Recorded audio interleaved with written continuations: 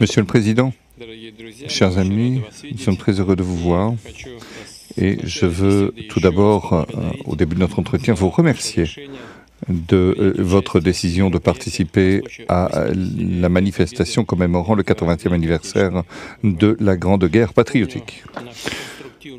Je me souviens de notre entretien constructif de 2023, lorsque vous vous êtes rendu dans notre pays pour participer au sommet russo-africain de Saint-Pétersbourg. Cette visite en Russie, lors du 80e anniversaire, reflète le caractère amical de nos relations. Je rappelle également la contribution dans la défaite de l'Allemagne nazie et de ses satellites. Plus de 30 000 habitants du Burkina Faso ont fait partie de la coalition anti-Hitler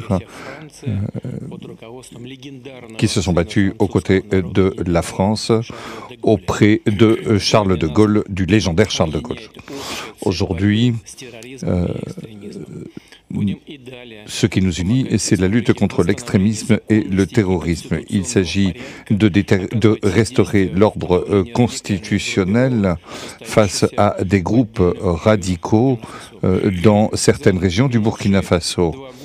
Au cours des 2 dernières années, nous avons fait des progrès importants dans le cadre de notre collaboration dans divers domaines. Fin 2023, après plus de 30 ans d'interruption, l'ambassade de Russie à Ouagadougou a été ouverte.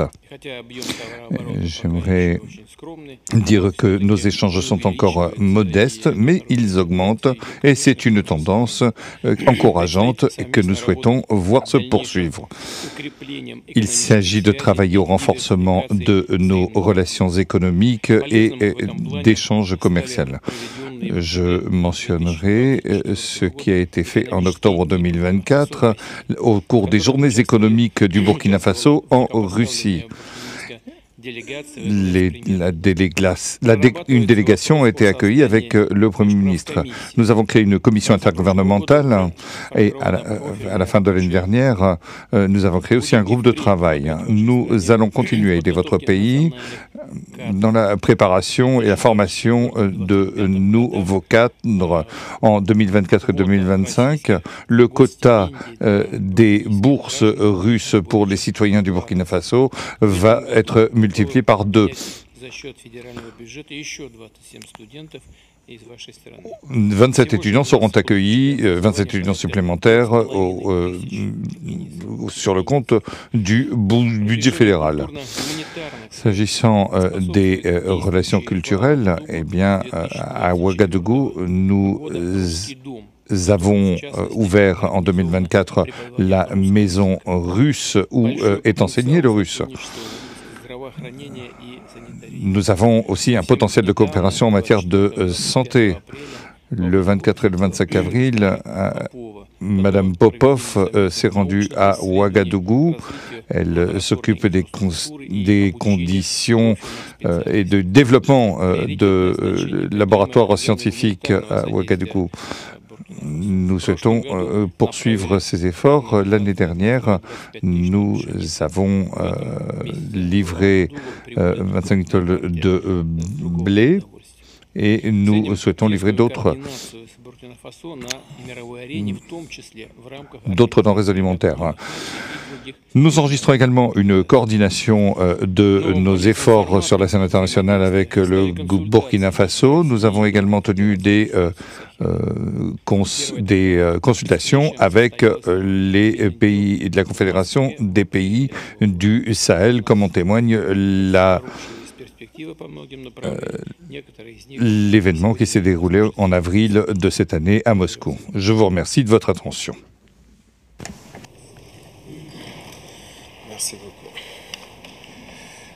Zdravia Желаю, товарищ президент. Camarade président. J'espère que je prononce bien. Et c'est un honneur d'être là donc à la célébration du 80e anniversaire de la victoire de la Grande Guerre. Et je tenais donc à vous féliciter et vous remercier donc pour cette invitation qui est un symbole pour nous. Et au cours donc de ma présence ici, je dois avouer que j'ai appris beaucoup de leçons. Cette séance que j'ai pu assister avant le dîner la veille, la séance culturelle, m'a fait comprendre que l'histoire et la culture sont le socle pour bâtir une armée forte et résiliente. Nous avons pu voir ensemble tous les sacrifices que le peuple soviétique a consenti pour que nous soyons dans un monde libre aujourd'hui. Et nous tenons donc à vous dire merci pour cette invitation, parce que ce sont des moments qui nous ont permis aussi de réfléchir à notre situation et de penser à de nouvelles perspectives. Et sur ce, je pense que les obstacles que nous avons aujourd'hui devant nous ne doivent pas nous arrêter.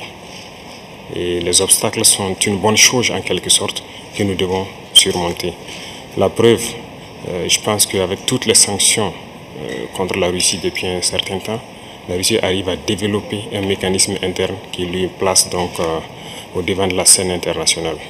Et nous prenons bonne note de ces leçons que nous avons donc apprises ici.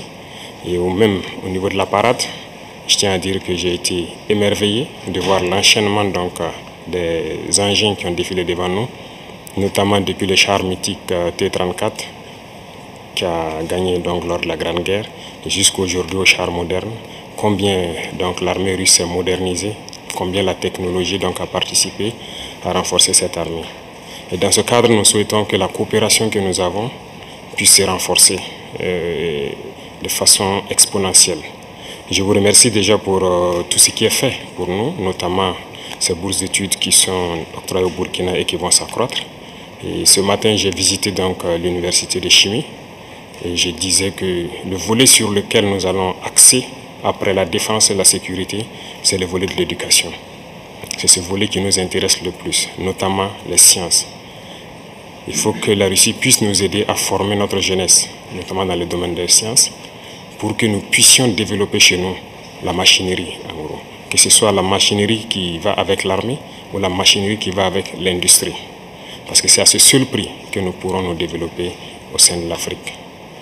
La guerre qui nous est imposée aujourd'hui, nous pensons que ce n'est qu'une manifestation aussi du nazisme. Parce que le terrorisme qui est là aujourd'hui n'est pas du terrorisme, c'est de l'impérialisme. Ce sont nos terres qui intéressent ceux qui nous combattent. Et donc, finir avec cette guerre, avoir une armée forte et lancer le développement de notre patrie, telle est l'essence donc de notre combat. Et nous comptons sur vous pour surtout former nos cadres. Parce que la coopération, telle qu'on le dit, très souvent en Afrique, on aime avoir beaucoup de demandes. Nous savons que vous êtes dans une opération militaire spéciale. Nous comprenons tous les défis qu'il y a. Et le lendemain, qui est incertain pour le monde entier, nous pouvons comprendre ça. Donc nous ne serons pas là peut-être à demander beaucoup de choses, à demander de l'aide ou quoi que ce soit. Mais l'aide que vous pouvez nous octroyer, c'est surtout ce transfert de connaissances que nous voulons. Et donc nous souhaitons avoir plus de bourses et voir dans quelle perspective nous pouvons nous-mêmes donner des bourses à nos étudiants pour étudier ici. Et dans un troisième temps, comment est-ce que les universités ici peuvent se dupliquer au Burkina Faso, notamment celles que j'ai visitées. Et aussi, il y a beaucoup d'autres universités dans le domaine des sciences. Comment on peut les dupliquer au Burkina Faso avec tous les laboratoires nécessaires qu'il faut pour former de manière pratique nos jeunes et que nous puissions être donc au cœur de notre propre développement. Donc c'est la demande essentielle que nous avons actuellement dans le contexte que nous vivons pour pouvoir transformer tout ce que nous avons sur place, produire beaucoup de choses nous-mêmes et que le Burkina Faso soit un hub où beaucoup de jeunes Africains vont venir et apprendre aussi la science. Parce qu'ici en Russie, vous avez d'éminents scientifiques et il y a eu beaucoup de savants que nous continuons donc d'étudier leurs œuvres. Et je pense que c'est un havre où nous pouvons soutirer la science pour nous développer. L'autre chose, c'est surtout dans le domaine militaire. Nous avons beaucoup de projets avec donc, le ministère de la Défense. Nous souhaitons donc